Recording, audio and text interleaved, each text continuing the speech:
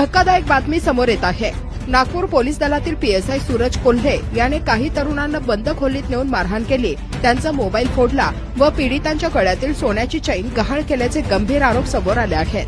हा प्रकार सीसीटीव्ही कॅमेऱ्याच्या वादातून घडल्याचं सांगितलं जात आहे। दरम्यान आमदार कृष्णा खोपडे यांनी संबंधित पोलीस ठाण्याला भेट देत आरोपी पीएसआय सूरज कोल्हे याला तत्काळ निलंबित करण्याची मागणी केली आहे। त्यामुळे संबंधित आरोपीवर नागपूर पोलीस काय कारवाई करतात हे पाहणं महत्त्वाचं ठरणार आहे। तुम्ही ज्याला मारायला त्याला तर मारत नाही होत आता सोडा साहेब तुम्ही काय सांगता ज्याला मारायचे तुम्हाला तो काही गुंडा आहे त्याला मारून राहिले तुम्ही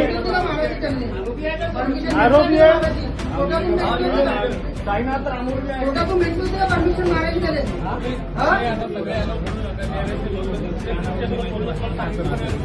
हो साहेब बसवते काय पहिला आहे ते मारायला लागतं का कोणाला मारून राहिले तुम्ही हो साहेब अंगावर कोणणार तुम्ही जवळ नाही उद्या लोकांच्या अंगावर राहायची गोष्ट करता आणि त्यांनी तुमच्या खाण्यामध्ये तुम्ही आम्हाला काय सांगा ना आणि का